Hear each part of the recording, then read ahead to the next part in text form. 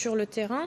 D'après les organisations syndicales dont vous faites partie, 130 à 150 établissements font l'objet de blocages depuis ce matin. L'administration pénitentiaire parlait de 50 établissements bloqués ce matin et à 14h30, elle vient de faire un nouveau point et parle désormais de 23 établissements bloqués, dont 13 où ce sont les surveillants qui ont déposé les clés. Il a donc fallu faire entrer dans les prisons des CRS ou des gendarmes pour suppléer au travail des surveillants. Pourquoi un tel écart entre ces chiffres ? Tout simplement parce que les syndicats, d'une manière générale, évoquent tous les établissements où il y a des perturbations. Donc ça va de la simple palette de bois qui flambe à côté d'un établissement sans en gêner le fonctionnement jusqu'au dépôt de clés dans certains établissements comme à Bordeaux, en Corse, pour ne citer que, où effectivement là le blocage est totalement complet. C'est pour ça qu'il y a ce petit décalage entre les chiffres annoncés. Dépôt de clés, ça veut dire concrètement ? Dépôt de clés, concrètement, ça veut dire que les personnels ne prennent pas le service, que les détenus restent enfermés dans leurs cellules et qu'il n'y a pas de personnel pénitentiaire à l'intérieur de l'établissement. C'est potentiellement explosif. Alors derrière, c'est les forces de l'ordre donc, qui prennent la relève et qui assurent le service minimum. C'est-à-dire distribution du repas, les douches si effectivement les établissements n'ont pas de douche en cellule. Mais au-delà de ça, c'est tout. Pas de promenade, pas de parloir, rien. Alors quand on connaît la population, la surpopulation carcérale, dans certaines structures, que l'ambiance au sein de ces prisons peuvent être ça peut devenir une cocotte minute. Ouais. Bon, maintenant, c'est un mode d'action que notre organisation ne privilégie pas, parce que derrière, effectivement, ça a des répercussions à l'intérieur, ça c'est une chose, mais surtout sur les personnels eux-mêmes, parce que là, il y a un risque de sanctions disciplinaires graves pouvant aller jusqu'à la révocation. Donc c'est effectivement un geste très lourd, ça c'est certain, mais dont il faut mesurer toutes les conséquences. Et quand on est responsable et qu'on appelle à ce genre de pratiques, attention, il faut bien prévenir les personnels des risques encourus. On va mettre les choses au point, parce qu'on entend plein de choses dans votre discours. Alors sur les risques, c'est parce que le personnel pénitentiaire n'a pas le droit de grève. Deux choses importantes, effectivement, par rapport à ce dépôt de clés. Un surveillant de prison, c'est comme les policiers, c'est comme les gendarmes, les militaires, ils n'ont pas le droit de faire grève. À partir du moment où ils ne prennent pas leur service, ils refusent de prendre leur service, s'il n'y a pas une justification de force majeure, comme un arrêt médical, un arrêt maladie ou autre, alors ils s'exposent à des sanctions qui peuvent aller à un retrait d'un jour de salaire jusqu'à la révocation, car derrière, qu'est-ce qu'on a ? Un second problème qui est la question de la sécurité au sein de l'établissement et au sein des cellules pour les détenus. Et effectivement, on l'a vu d'ailleurs ce week-end, il y a eu, on ne va pas parler de mutinerie parce qu'il n'y a pas eu de dégradation majeure, mais on a à 2 reprises pendant le week-end à Maubeuge, une autre fois également à l'Île-Sequedin, des détenus, plusieurs dizaines à chaque fois, qui ont refusé de regagner leurs cellules pour protester et commencer à dire attention, nous les conditions de détention, ça va bien, parce qu'effectivement ce sont les premiers à en avoir les répercussions. On va rejoindre devant le ministère de la Justice Tiffaine Piauget qui suit donc cette réunion pour LCI. Bonjour Tiffaine, comment vous avez senti les syndicats à leur arrivée ? Bonjour Magali. Eh bien, les syndicats qui sont actuellement reçus par la ministre de la Justice sont dans un état d'esprit un peu particulier. Ce qu'ils attendent, c'est non pas seulement des créations de postes, ça on l'a compris, l'administration pénitentiaire est prête à ouvrir des postes, mais eux ce qu'ils attendent, c'est qu'on leur donne envie de faire ce métier, car il n'y a pas assez de postulants pour travailler dans l'administration pénitentiaire. Les surveillants de prison veulent plus de sécurité, ils veulent pouvoir exercer leur travail avec du matériel adapté, ils veulent que les détenus radicalisés soient bien sécurisés dans des zones étanches. Et puis les syndicats attendent également des revalorisations de salaire pour certains, ou du moins des primes pour assurer leur sécurité et pour que leur statut soit bien reconnu comme des travailleurs qui courent des risques dans l'exercice de leur profession. Merci beaucoup Tiffaine. On est d'accord, les revendications ont un peu évolué. On se souvient, on vous avait reçu il y a 11 jours, au tout début du conflit, vous nous parliez de sécurité. Et là, on parle de revalorisation salariale, de davantage d'effectifs. Alors, effectivement, on était à l'origine sur les les suites de l'agression de Vendin-le-Vieil, et où effectivement le mouvement des personnels était lié aux conditions d'exercice et notamment les conditions de sécurité dans lesquelles se trouvent ces professionnels. Des propositions avaient été faites à l'entente syndicale UFA-PUNSA et CGT pénitentiaire, puisque la troisième organisation syndicale avait fait le choix de faire cavalier seul. Derrière, ces propositions ont été présentées au terrain, parce que pour nous, la démocratie, c'est pas un mot insignifiant. Donc on s'est tourné vers nos adhérents. La nouvelle est tombée via la CGT, ensuite ceux de l'autre organisation syndicale aussi. La nôtre est tombée, CFO, voilà. L'autre, et enfin nous, la nôtre est tombée samedi assez tardivement, parce que voilà, on a énormément de militants à consulter, et effectivement le terrain n'est pas du tout satisfait des propositions. À partir de ce moment-là, on va dire à la ministre, ok, votre plan convient pas à la base, donc on reprend les discussions et on recommence, on remet tout à plat. On n'est pas là pour imposer des choses en fait. On est juste là pour être un vecteur de maintien, de dialogue entre les professionnels qui, eux, ont mis ce mouvement en œuvre. Donc le mouvement n'appartient ni à la CGT, ni à FO, ni à l'UFA-PUNSA. Vous le répétez depuis le début. À chaque fois, vous mettez en avant votre responsabilité. On sent que c'est, en comparaison avec d'autres, Alexandra, ce qu'il faut entendre, c'est quoi ? Il y a une guerre des syndicats, là ? Alors, le mot ne va pas vous plaire, je sais. Il y a des divergences de priorité. C'est ça. Je pense, on va dire. C'est-à-dire, c'est sous votre contrôle, nous avons les deux syndicats qui ont fait une entente syndicale, UFA, PUNSA et la CGT, qui sont partis sur une base de négociation en se disant on va d'abord s'occuper de la sécurité. On a une urgence au niveau de la sécurité, on a trop d'agressions, on a un manque de moyens et on va demander un axe fort de propositions et des moyens importants sur cet aspect-là, et on verra dans un autre temps, à un autre moment, l'aspect statutaire et les augmentations de salaire.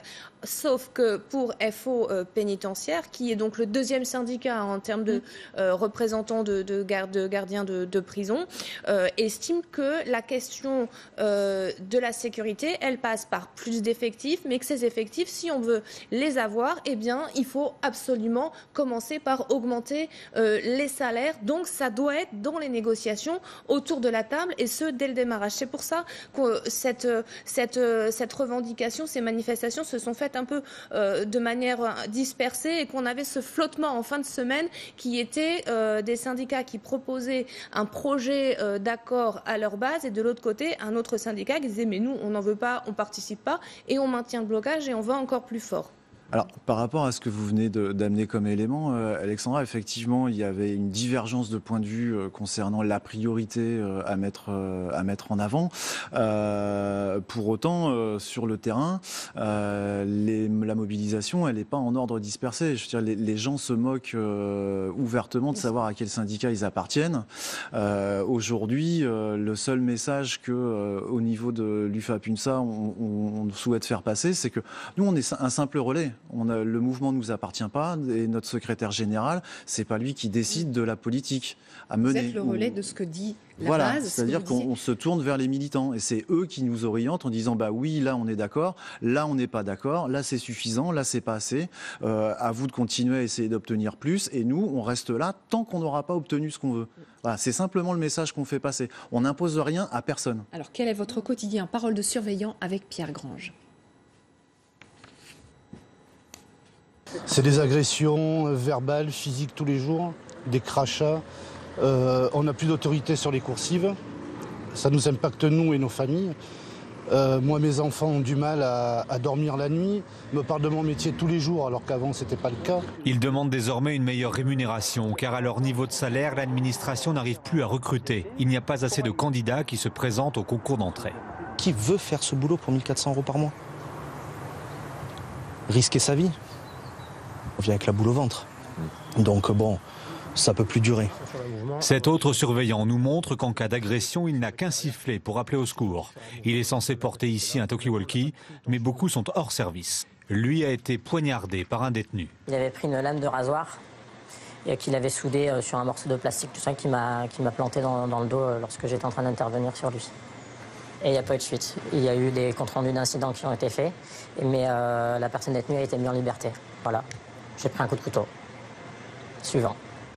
Quand on entend ces quelques surveillants, on comprend le manque de motivation. Comment est-ce qu'on peut redonner l'envie? Comment est-ce qu'on peut donner envie de devenir surveillant de prison aujourd'hui? Aujourd'hui, donner envie d'être surveillant de prison, il faudrait déjà aussi que l'image de la société, ou en tout cas que l'image que se fait la société du milieu carcéral change.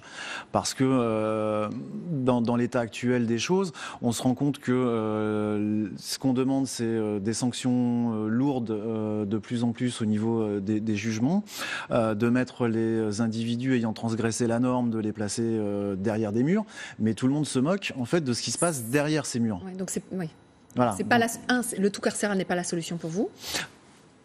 C'est pas à moi de le dire. Je suis pas magistrat, c'est pas moi qui prononce les placements en détention. Nous, on est juste là pour les exécuter. Après, effectivement, on peut en débattre aussi, mais on n'est pas là, en tout cas, sur ce sujet-là. Nous, aujourd'hui, c'est simplement de dire, OK, on incarcère des gens. Pas de souci, on est là, on assure le service puisqu'on est payé pour ça, mais seulement dans quelles conditions on les fait.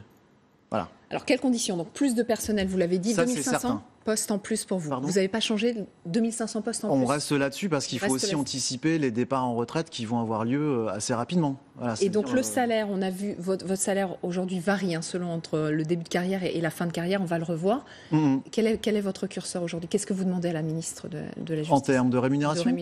Moi, je ne sais pas combien vaut la vie d'un surveillant. Voilà, donc, c'est en discussion. C'est ouvert.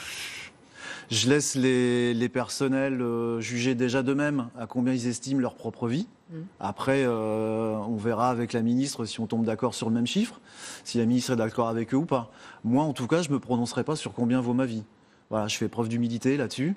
Mais voilà, c'est là la question. Combien vaut vos vies aujourd'hui? Combien vaut la vie d'un surveillant? Ça, c'est en discussion en ce moment au ministère de la Justice. C'est ça. Alors, on a vu Nicole Belloubet se déplacer à 2 reprises.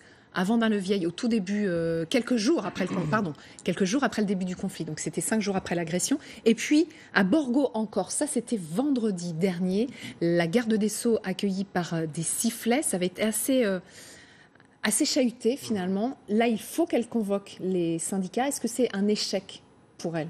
En tout cas, pour l'instant, depuis 2 semaines, on a l'impression que Nicole Belloubet est dépassée par cette crise dans les prisons. Et on le voit bien dans les discussions et dans ce que vous expliquez. On est passé d'une crise due à la sécurité et aux agressions. Mais comme il y a eu un gros retard à l'allumage au niveau du gouvernement et au niveau du ministère de la Justice surtout, qui apparemment n'a pas pris la mesure de la colère des gardiens de prison, eh bien on est passé maintenant à un conflit social, je dirais, beaucoup plus classique. Et dans le cas d'un conflit social classique, vous avez tout un tas de revendications avec souvent, et on le voit, une base qui s'est...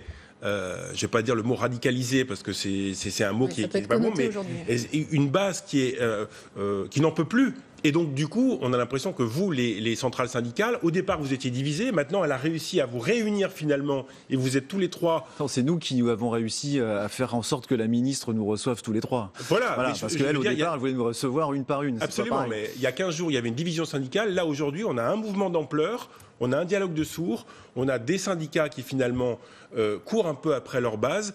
Et on a une ministre, encore une fois, qui n'a pas su trouver les mots. Parce qu'effectivement, je pense que vous êtes d'accord, c'est un plan de long terme qu'il faut. L'état pénitentiaire en France est catastrophique. Depuis 20 ou 30 ans, on en parle. Ce gouvernement veut pas faire comme les autres, soi-disant, sur tout un tas de sujets. Bien là, on a l'impression qu'il y a eu un retard à l'allumage et que sur ce dossier des prisons, il n'a pas sorti les grands moyens pour ne pas faire comme les autres, qui semblent des mesurettes, là où on voit qu'il y a urgence et que les prisons sont un peu en train de craquer, en tout cas dans certains établissements. Alexandra ? Oui, juste pour compléter, ce qui semble un peu étonnant, c'est qu'effectivement, ils ne veulent pas faire comme les autres et ce n'est pas comme s'il n'y avait pas déjà des mesures qui étaient enclenchées. Ils ont validé le projet, ils maintiennent l'idée de construire 15 000 places de prison supplémentaires. Le budget de la justice pour 2018 reste une priorité avec plus 3,9% quand on demande à d'autres de réduire leur rythme de croisière. Donc il y a une conscience quand même. Actuellement, nous avons les fameux chantiers de la justice, les 5 chantiers. Très bientôt, ce dossier-là va avancer puisque les personnes qui étaient concertées viennent de rendre lundi dernier leur rapport. On va avoir des propositions très concrètes, notamment en termes d'alternatives aux sanctions pour désengorger les prisons, en favorisant notamment les travaux d'intérêt généraux. Donc toute cette question carcérale, c'est une préoccupation du gouvernement. C'est d'autant plus étonnant qu'il y ait eu cette cacophonie, ce couac dans la gestion au cours des derniers jours. Je pense que vraiment, ils ont été pris de court, ils n'ont pas pris l'ampleur du malaise. Oui, mais ce malaise n'est pas nouveau. Hein. Ça fait, comme vous le disiez fort justement, ça fait à minima 30 ans que ça dure. Ça fait 30 ans, en tout cas, concernant l'organisation syndicale que je représente, qu'on fait des propositions. Ouais, je vous les ai amenées. On parle de plan global prison par Monsieur Macron. Oui. Alors, Monsieur Macron veut nous faire... à peine 10 jours, c'est ce qu'il annonce pour fin février. Là, je vous montre la version réactualisée qui s'appelle « Pour un service public moderne et rénové de l'administration pénitentiaire ». Donc tous les ministres de la justice qui se sont succédés depuis 30 ans ont eu une version modernisée au fur et à mesure de l'évolution des choses. Et systématiquement, on fait la même chose avec les propositions de l'UFAP-UNSA Justice. On les prend, on les regarde et voilà. Voilà ce qu'on fait et on les met à la poubelle. Et là, vous en avez marre. Et là, aujourd'hui, ça suffit. Il y a un moment où, effectivement, il y a des organisations qui sont responsables, et c'est un peu ce qu'on disait tout à l'heure dans le cas du dépôt des clés, mais qui sont aussi responsables parce qu'elles réfléchissent sur les pratiques professionnelles. Parce que le métier qu'on exerce, on veut qu'il évolue parce qu'il n'est pas envisageable que les surveillants soient des porte-clés. Ça, c'est une certitude. Il y a une mesure qui, a priori, serait peut-être aussi une solution intéressante, ou en tout cas à réfléchir. Vous parliez du salaire. Aujourd'hui, il faut aussi savoir que les personnels de surveillance sont obligés de faire des heures supplémentaires. Obligés. C'est-à-dire que, étant donné qu'on calcule les organigrammes à 39 heures et non pas à 35 heures, donc on a moins de personnel qu'il faut. Mais on est obligé quand même d'appliquer les 35 heures. Donc de ce fait-là, c'est un peu le serpent qui se mord la queue. Donc les personnels sont sanctionnés une fois parce qu'ils sont obligés de faire des heures sup. Ils sont sanctionnés une deuxième fois parce que derrière, il y a les impôts qui passent et du coup, les heures sup qui devaient normalement permettre d'avoir un pouvoir d'achat, les heures sup, elles passent pour partie directement dans les caisses du Trésor public. Donc voilà, il y a des petites choses comme ça aussi pour envoyer des signaux. On oblige les gens à faire des choses, très bien, mais qu'on reconnaisse que cette obligation, ma foi, puisse faire l'objet d'une petite parenthèse fiscale, par exemple. Là, il faut que ça marche avec Nicole Bellouvet. Après, c'est elle qui va savoir si ça marche ou pas. C'est à elle de faire les propositions adéquates. Aujourd'hui, nous, le message qu'envoient les militants sur le terrain, c'est quelles sont les propositions de Madame Belloubet. Si elles nous conviennent, ma foi, allez-y, les organisations syndicales pourront signer. Si elles nous conviennent pas, il faudra aller le lui redire. Et nous, on reste là où on est. Voilà, c'est pas plus compliqué. Un mot ? Le problème, c'est que sur un conflit social comme ça, maintenant, d'urgence, il faudrait une ministre très politique, qui a du flair politique. Or, les parlementaires le disent, certains. Nicole Belloubet est une excellente technicienne, une très bonne magistrate. Mais ce dossier des prisons, elle ne le connaissait pas. Elle le prend en pleine figure. Et pour elle, c'est très difficile. Et pour l'instant, elle a l'air bien seule. Puis surtout, il faudrait qu'elle s'entoure d'un conseiller aux questions pénitentiaires, comme pouvaient le faire les autres ministres de la Justice précédemment, par exemple. Ce qui n'est pas le cas aujourd'hui. Ce qui n'est pas le cas aujourd'hui, puisque le seul conseiller technique en matière pénitentiaire, il est au niveau de l'hôtel Matignon. Donc plutôt du côté du Premier ministre. Nicole Belloubet qui va donner une conférence de presse à 16h30 pour savoir comment s'est passée cette réunion avec les syndicats. On la suivra en direct sur LCI. Merci beaucoup. Wilfried Fonck d'être venu sur le plateau. Merci Alexandra. On va s'intéresser à l'autre actualité du jour parce que pendant ce temps-là, Emmanuel Macron, lui, joue au VRP. Le président reçoit 140 grands PDG étrangers ce soir au château de Versailles. Et cet après-midi, il est à Onnaing dans le Nord, là où Toyota va construire une nouvelle usine. Objectif prouver que sa politique